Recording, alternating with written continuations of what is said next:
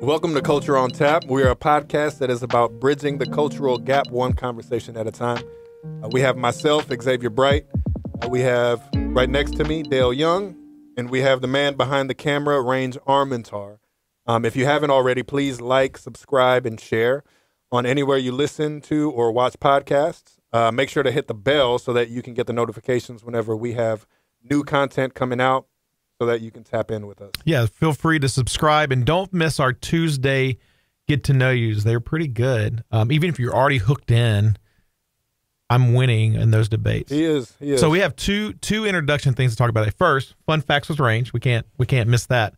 So fun fact today with Range is Range doesn't know a single song by the Beatles. That is absolutely correct. And I would argue he doesn't know how to name. He can't name one person in the Beatles. You could almost argue that I would debate whether the Beatles are people or bugs. Yes. So wow. Yeah. And the only reason that I know they're people is because we've had this conversation before. Well, and I took you to a monument of them on the way to Chicago. You don't even remember that. Of the Beatles? A monument? Or a mural? A painting? No. Well, I mean, they were both there. A monument and a mural? Like a monument is like a statue, right? Yeah. Yeah. Like, so here's a little tidbit for the Beatles. When the Beatles first came to America, they were headed, I think they're headed to California, right? Probably. I don't know. Anyways, they had to stop in Walnut, Arkansas to fill their plane back up with gas. So their actual first landing spot in America was in Arkansas. We went there, Range, and they have a remake of Abbey Road, just like you would walk across, with a statue of them crossing the road. They have another street called Yellow Submarine. Oh, I do remember that now. Do you? I feel like you're just trying to make me feel better about myself because I planned all that. No, I actually do remember that. Okay, so yeah. You know what Abbey Road is? Where it is? It's in Arkansas, where the Beatles crossed. I said, do you know what it is? Like the significance to Abbey Road? He doesn't know a single song. He doesn't know a single Beatles song. So is Abbey Road not the road in Arkansas where we saw the statue? I mean, I think they renamed the road Abbey Road, but the original Abbey Road is in England. It's where their record. I've never been there. How would I know? Because they have an album named Abbey Road. Oh, no. Where they're walking across the road. It's like a very famous, a very famous picture where they're walking across the road. No, nothing. Well, I mean, we are learning a lot. Well, our buddy Range. And he's learning. He's Absolutely. learning. So there's multiple songs. Hey Jude. Nope. Ticket to Ride. Nope. Yellow Submarine. Nope. Okay. What? Twist and Shout. Well, today. So wait, we got a second. So today, yesterday was Valentine's Day. Valentine's Day. Yeah, we both don't put a whole lot of stock into Valentine's Day. No, we do not. However, what would you say is your favorite thing about Valentine's Day? By far, easily, the little chalk candy thing. You might be the only. You might be the reason they make. I don't know anyone else. I know people that will eat them. I love them. That is do you love them? I'm not going anywhere near them. Oh, wow. Like, I think they look cool out as decoration during that time of year. I'm fairly healthy now, and fit and all of that good stuff. Wow, are we bragging? I mean, I'm just saying my regimen is pretty strict. Yes. Right? But like, you're going to eat your weight in chalk candies. I don't eat a lot of things anymore. That, I wouldn't even blink an eye. Like, I would eat them like you're eating. A whole bag. That makes me sick to my stomach just The thinking. whole bag.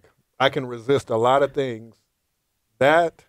Wow. I can even resist. Like, I haven't had Christmas cookie ice cream, like Bluebell, in like 2 years. Oh, wow. Like, this is off the table. This, I would eat it. So, what about you? I guess for me, it's just another excuse for a date. Like, I like to go out to eat, and I feel like it's easy to get people to watch. Right? You're like, it's like, well, we don't ever, like, I worked yesterday, at Youth Reach, so we went today and did a lunch when they were at school. Yeah. So, yeah. That's your favorite thing? Yeah, good. I like to go out to eat. Yeah. As we both know, I am not at the healthiest place I've been in my entire life. So, yes, I am enjoying that. I am working on it, though. Yeah. So, man. So now on to the meat and potatoes. The meat and potatoes of today is we're going to talk about Black History Month. Black History Month. You know, we're in February. It's a thing. So we are going to tackle it. And I mean, I didn't know this, because I looked up, the origin of Black History Month. Okay. I didn't know it. So I'm just going to read it. Okay, go for it. It says National Black History Month has its origins in 1915 when historian and author Dr. Carter Woodson founded the Association for the Study of Negro Life and History. Mm-hmm. Through the organization, Dr. Woodson initiated the first Negro History Week. It was History Week first. Didn't know that. In February of 1926. Dr. Woodson selected the week in February that included the birthdays of Abraham Lincoln and Frederick Douglass, two key figures in the history of Black Americans. Now, in 1986, Congress passed Public Law 99-244, which designated February 1986 as National Black History Month officially. So it didn't come about until 1986. So I read that too. The only thing that I read that was added to that was the first, before it was official in 1976, Gerald Ford is the first one to recognize it as a president, but it wasn't official then. Yes, Reagan made it official. Yeah, Reagan was official. And he said, the foremost purpose of Black History Month is to make all Americans aware of this struggle for freedom and equality opportunity. This proclamation stated further that this month was a time to celebrate the many achievements of African Americans in every field, from science and the arts to politics and religion. Interesting. I didn't know that. So with that leads me to a question that I wasn't going to ask because I didn't know you were going to read that. Do his goal, struggle to make aware, in any way do you see that as what Black History Month is? Because I'm jumping off deep right from the jump. I never would have thought of it that way, at all. No. It was always painted differently. Yes. For me. Yeah, for me too. It was never, I think about even the stories that was shared, it was never from a place of people being oppressed.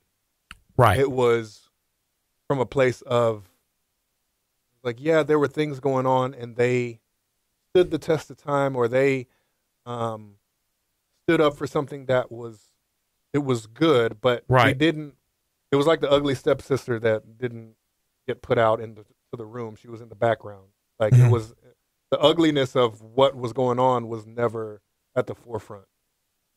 Of Black history. No, I would agree. And so, I mean, we could just dive right into it. Yeah. Do you feel as though Black History Month is helpful or harmful? Yeah. Are we talking now? Well, I feel like it's different. Because for me, the progression of what it was for me growing up in the South and what it is to me now, not that it has changed, but my perspective of it has changed. Okay, so explain. So when I was in school, there was usually, I only had one teacher ever that made it, that I can, I shouldn't say that. I can only remember one teacher that made it very important during this month to really focus in. Because for me, it was it's Black History Month. We're probably going to spend maybe a week somewhat talking about it. And I remember the guy we're going to talk about is Martin Luther King Jr. Yep. And we're going to talk about Rosa Parks as the female. If you got a little crazy with it, George Washington Carver, which I really don't know why he's not taken away from what he's done, but I don't know why he was number 3. Right.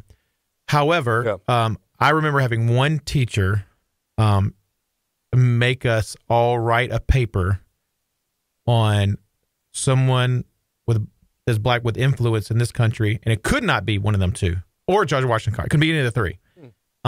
And I wrote mine on Satchel Paige solely because I was a baseball player. Yeah. He was a baseball player, and it was easy. Right. But I don't remember it being a thing. Like, and honestly, the way I looked at it was, we give them a month to cover our butts. That's the best way I know how. That's how it felt to me. Yeah. Like, we're really not doing anything with this, but we are saying we're doing something with this. Right. No, for sure.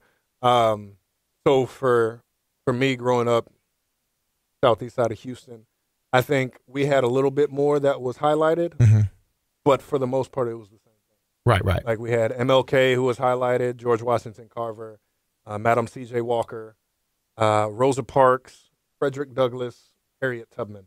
Right. Those were. I can remember some Tubman thrown in there, and Frederick Douglass. Those were the ones. And then if we got a teacher who wanted to dig a little deeper, we did Thurgood Marshall. We did Malcolm X. We did Jackie Robinson.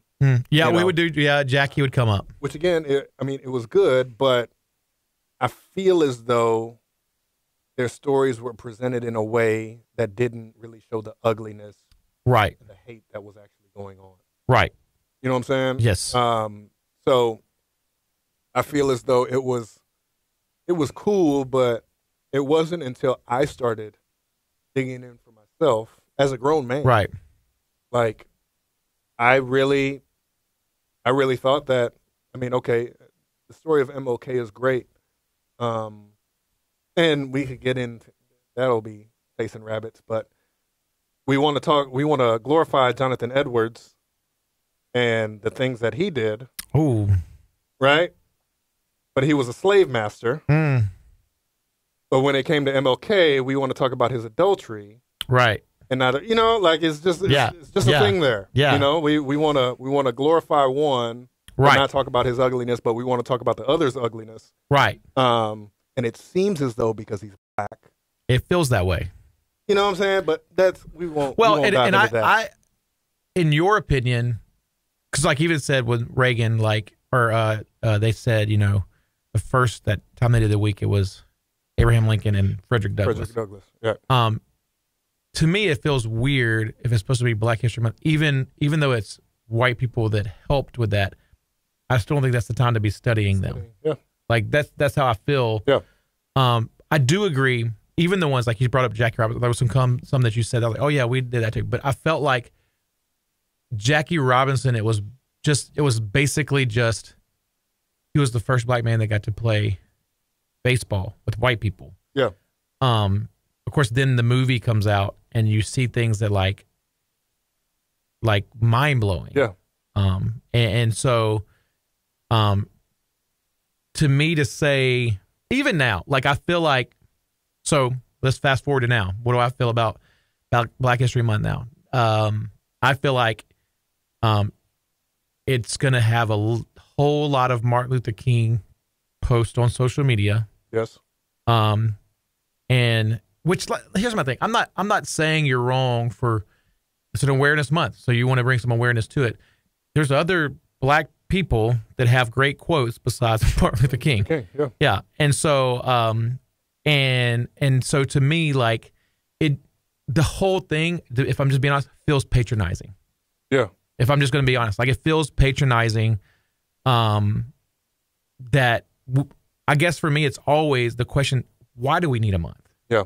Like, and like nobody wants to answer that question. Right. Like, why can't it just be that we study great people in our history, and what they rose out of, yeah, or accomplished. Right. I feel like it's never that. Yeah. But yeah, I didn't grow up. I didn't know who Thurgood Marshall was till way later in my life. A lot of huge influences. I didn't know. I had no idea what that meant. So I cannot say as a kid or as an adult that I think that Black History Month is helpful.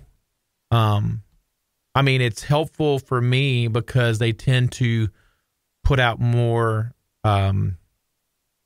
black movies for free on Amazon Prime and Netflix and stuff like that, where I get to watch them, and I want to watch them. Yeah. But I wouldn't say as a society that I think it's helpful, because here's where I'm at. If the goal is for us to understand where Black people come from, if that's the goal, raise awareness, according to what Reagan said, to raise awareness of what they've come through, that how come I had to live in Texas for 5 years before I understood what Juneteenth was? Come on. And I would argue, as I say Juneteenth, there's a lot of people listening go, I have no idea what that is. That the difference between when the Emancipation Proclamation happened, that Juneteenth is when actually Galveston released slaves. Correct me if I'm wrong.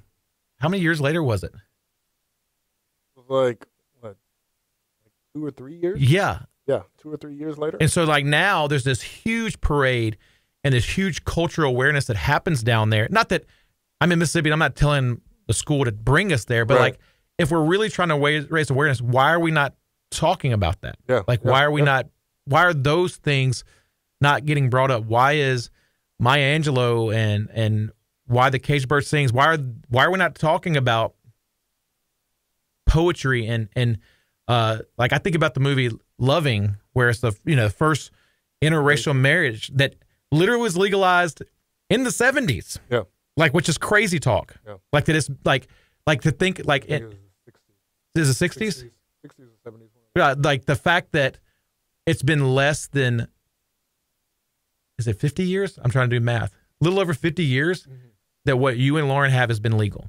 Yeah. Like that's daunting. Like, and so, but we don't talk about those things. We talk about, do I think that what Martin Luther King Jr. did is amazing? 100%. Yeah. And so I'm just going to go on a little bit of a rant. Go ahead. We hear. The other issue is, the ones we do talk about, we villainize too much. Malcolm X. Yeah. Do I agree with everything he did? Absolutely no. Not. But we can't praise him for the good he did because all we can see the bad. But yet we still have Christopher Columbus in Columbus Day who mass genocided this island, the island of Grenada, raped little children, and yet we still celebrate him and get out of school. But why is that okay? Yeah. Like, I don't understand. Yeah. Why can't we go, okay, this part isn't okay? Because I'm okay with you bringing up, like you said, I'm okay with you bringing up that Martin Luther King Jr. Was not faithful to his wife. Right. Okay, cool. That is part of history. And, like, he should have to own that. Yeah. But like you said, Jonathan Edwards, who is a revivalist that we talk about doing a great awakening in the Holy Spirit, was owning slaves. So you're telling me you love Jesus and you're a slave owner when they're telling you shouldn't be. Yeah. So, like, we don't want to talk about that. I'm not taking away his salvation. I'm not taking away what he did in the Great Awakening. Right. But yet we can't villainize these people. We don't want to talk bad about Christopher Columbus, but yet we can't celebrate Malcolm X because he might have promoted more violence than Martin Luther King did. Yeah. Nor have we walked in his shoes. I just want to point that out. Yeah. Like, but and so, like, because we can't invest too much time, we just hit it at a very surface patronizing level. Yeah, for sure. But yeah, with those stories, we can somewhat doctor it up to where it's not ugly. Absolutely. That's why they picked the. I feel like that's why you pick. There's a reason Jackie Robinson's picked. You can doctor it up in a way where it's not too ugly. But what about Mary Turner? Right. Georgia, 1918. Her husband is falsely accused. It came out later. Her husband is falsely accused of killing a white man. They kill him. Right. Right. And then she makes the first public proclamation that she's going to take legal action against this angry white mob who came at her husband, and which is unheard of, that she's making public proclamation that that's going to happen. So what they do to her is they string her up by her feet. They douse her in gasoline. They light her on fire. Mind you, she's pregnant. What they do while she's screaming in this fire, they cut her stomach open. Her baby falls to the ground, and they start stomping her baby. Yeah, because we ain't teaching that. Doctor that up. Yeah, and we're not teaching that. You can't doctor that up. Mary didn't see justice in her time, but we are now standing on her sacrifice, reaping the fruit of courage that she showed because she made public proclamation that she was going to take legal action, even though, again, that was unheard of in 1918. To say that you're going to do that Right. is unheard of, and she had to pay for it. Well, and I even think, But how you doctor that up? Right. Well, and that's the thing. Like, I grew up in Mississippi, and literally last week talking to my mom, she had never heard the story of Emmett Till. Like, how do you live in Mississippi on Black History and not talk about a young man who was beaten to death for supposedly whistling at a white girl that later on comes out and admits that he didn't? Yeah. But we don't talk about that. Right. And the thing is, like, but that's our society. Like, we can't praise you for your courage because we have to show our failures. Yeah. And that's a pride thing. Yeah. And because you brought up Harriet Tubman, like, until the movie came out recently, my vision was of this frail woman that just was secretly lucky. Yeah. And I'm not saying that that's what that was my vision. Right. And then this movie comes out where I'm like, oh, she about that life. Yeah. Like, my favorite moment in the movie is where she's taking slaves out, and this one person's like, oh, I don't think I can do this. And she whips a gun out and is like, well, then you'll die right here because I can't trust you to go back and not rat us out. And you're not going to hurt all of us. Yeah. And I'm like, man, that's guts. Like, and not even like she wanted to do that. Right. Like, and I'm like, man, this woman, she's thug life, like to the fullest. And so, like, but we don't teach it like that. We just teach, like, all I knew growing up was she was a part of the Underground Railroad.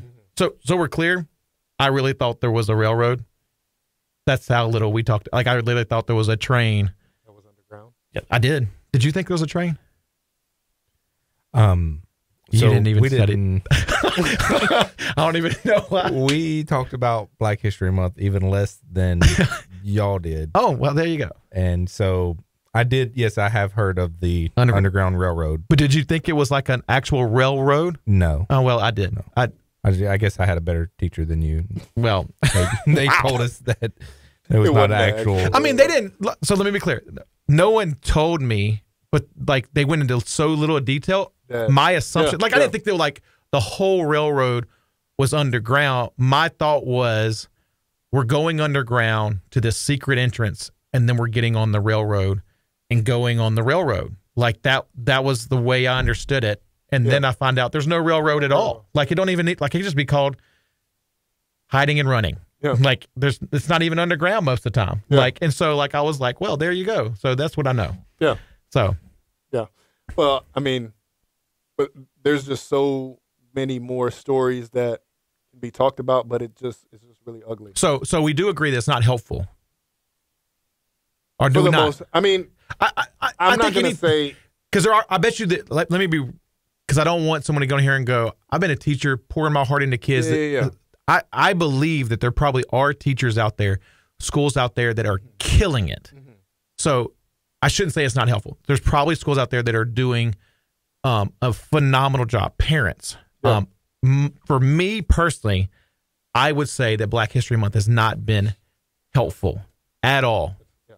So I think that's fair. Right. That's a fair statement. So for you. For me, I would say from the learning aspect, I would say it is somewhat helpful because we do get to learn about some people and their narratives to a certain extent, even though it's not, I mean, it may be doctored up a little bit, put a little bit of makeup on it so that you don't see the blemishes. But I do think to a certain extent it is helpful. Now, do I think it's effective? This is where I think we would disagree. And here's why.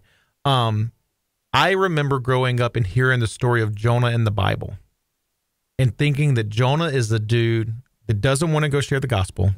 God puts him in the belly of a whale. He comes out, goes and shares the gospels. Tons of people are saved. The end. And he is onward Christian soldier marching as we go. Right. Throw that out there. That is. And then I get saved. 21, 22 years old, I decided to read the book of Jonah, and then I read, they did, literally a whole city falls on their face for God. Repent. And Jonah literally says, I knew you would do this. I wish I wouldn't have come because I would rather them die and go to hell. Yeah. And that's how the book ends. Right. And I remember going, this is not okay. Yeah. I would argue teaching a a twisted truth is why it's not helpful for me, because I believed something that wasn't accurate. Right. Well, I mean, I see what you're saying. Yeah. And it may have been presented that way where you're from for a specific reason. That's good. You know what I'm saying? Yeah. But as far as the stories that I were told, even though it was the same from, I can remember, I don't know about kindergarten, but I remember Miss Temple, so second grade, doing Black History, basically week. And from then till I graduated high school, it may have been the same stories, but we were learning. You know what I'm saying? So I think it was helpful from a learning standpoint. Now, I mean, it's the next question. Do I think it's effective? And what I mean by effective is pushing us towards action. I don't think so. Yeah. So I think it's ineffective. Yeah, because I think it's helpful to learn, but when it comes to the action standpoint, I don't think it's our effective. actual question was, is it helpful or harmful? I would say it's more helpful than harmful, because I do think, to give some credit, I do think the initial look in is probably where my perspective changed, where I wanted to know more and to learn more and to have not empathy at the time, but at least sympathy towards what was going on. Effective or ineffective? I don't think it's effective at all. And and I would argue, and no one in a position that could make it, not no one, at the top, there's no desire to change that. I don't feel that way. Yeah, it doesn't seem that way. Yes. Right. Like, we're good with it being a month. I would argue, I wish we were at a place where the history is so blended, we don't need a month. For school, if we want to take a month to just celebrate where we have come from, and maybe we can't celebrate that because we hadn't come far enough. I don't know. That's just a thought. But, you know, I just think about, it's one of those, like, we're just going to pat you on the head and keep on moving. For sure. Yeah.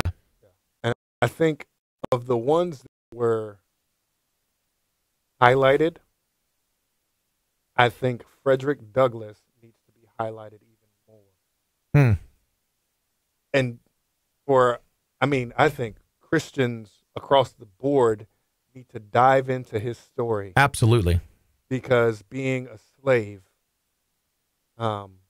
loving Jesus, loving his slave masters well. Yes. Educating himself to where they were like, there is no way that you taught yourself how to read. First off, it's outlawed. Right. But he wrote so well that they were like, I don't think this is, like, you can't be writing this. Yeah.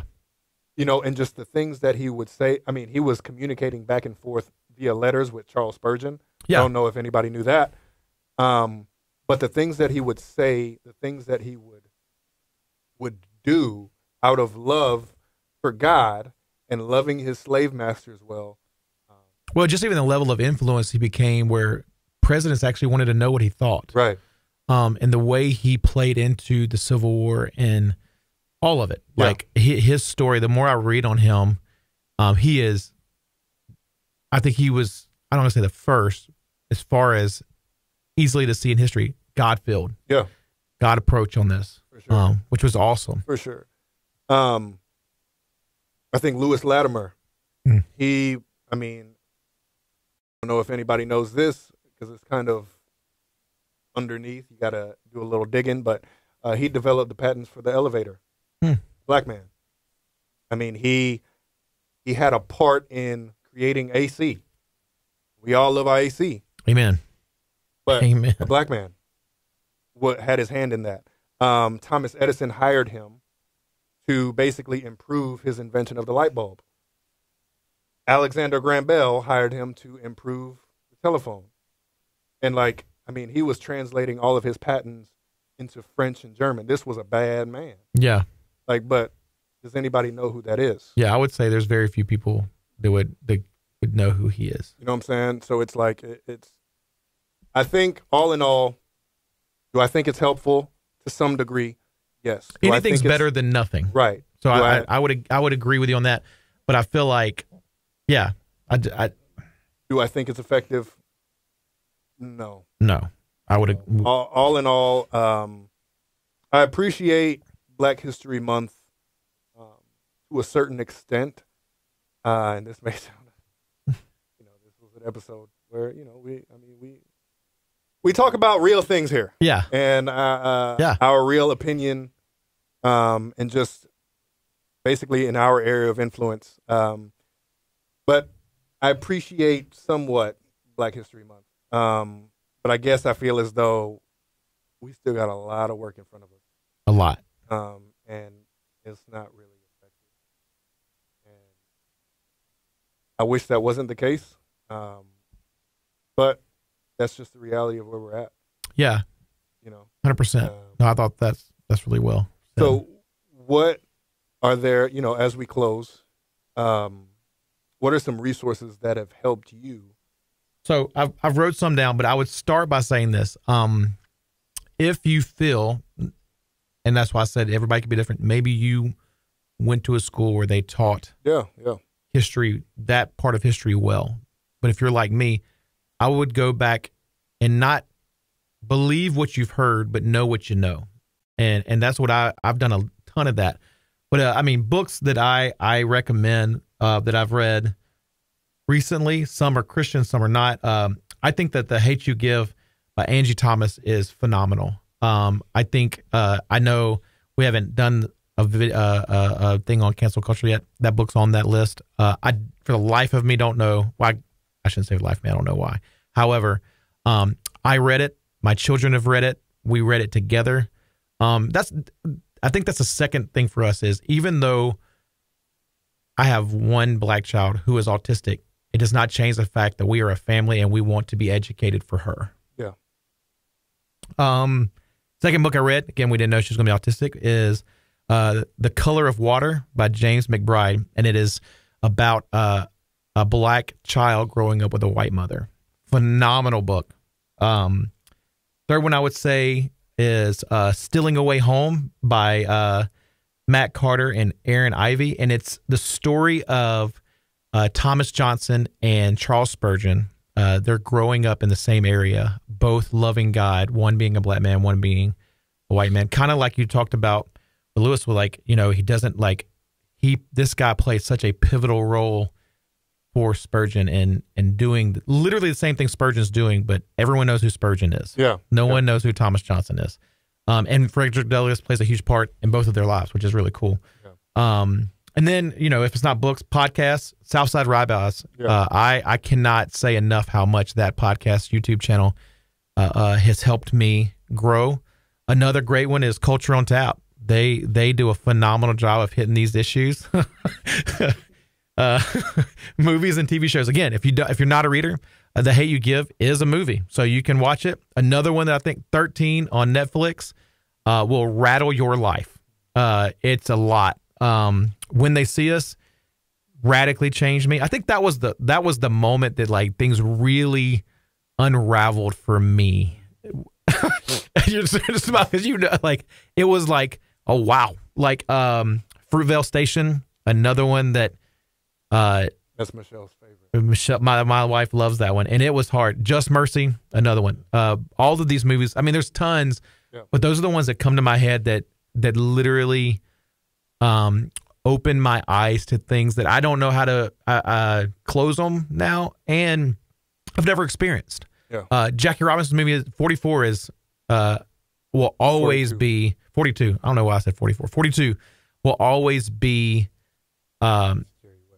yeah, powerful for me. One reason is because I watched it with your boys, and which was a whole nother can of worms emotional moment.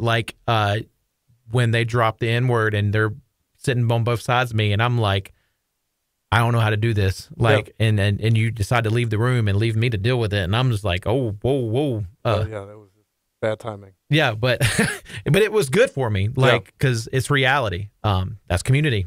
So yeah, that's the stuff I've got. What you got? Yeah, I won't repeat the same ones that you said, but as far as books, it's called Say It, Celebrating Expository Preaching in the African American Tradition by Eric Redmond. Growing up and even as an adult in ministry, I've been told many times, "Oh, you're black and you have good theology," and it's like, what does that even mean? Yeah. That black people can't have good theology, Right. or communicate the Bible in a way that is actually not taking things out of context. But say it is basically tracking African American preachers from far back and showing how, even though they were in the midst of struggle, they knew how to communicate the gospel, Right. communicate scripture. So great book on, more so if you're in ministry or so, but you can read it even if you're not. Another one that you don't have to be in ministry to read, Reading While Black by Esau McCulley. It's a good one. And it's basically Esau McCulley taking the narrative of the black person in America and writing it from that perspective. Yeah. It's a really good one. Frederick Douglass, Prophet of Freedom. It's Yes. an autobiography. That's a really good one. About the story of Frederick Douglass. Amazing book. Podcasts, like he said, Southside Rabbi is the biggest one for me. Also with Up the and Perrys. comer though, cultural on time. Oh, the Perrys, I love that one too. With the Perrys, Jackie and Preston Hill, Jackie Hill Yeah. and Preston Perry, a married couple who, I mean, they're both black and talk about things from trauma to prayer to this last one. It was temptation, and the beauties of, God in the midst of it. Yeah. Really good one. Windows and Mirrors is another really good one by John O. And I can't remember the other guy's name. But two black men, they're just going through the Bible. Like it's really nothing spectacular, but they're reading the Bible and they're talking about it and they're having a conversation, and obviously based off of their upbringing, based off of their influence, based off of their story, they're just communicating the scriptures in that way. Two black men doing it. Beautiful. But all of the movies that you said were on my list. The only ones that I would add to that is Glory Road. Oh, yeah. The Texas Western story. It's a really good one. It's an amazing one. Remember the Titans? That's another good one. It's another amazing one. But yeah, these are, and I like that he said Culture on Tap. That's another one where you can Up get and comer. Killing educated on things, and hopefully we do it in a manner that you receive it. Hopefully we do it in a manner that is out of truth and grace. Yes. But these are just our perspective on things. Yeah, and we're okay with you disagreeing. Absolutely. Like we're not like, as you see, we disagree on some things as well. Yes.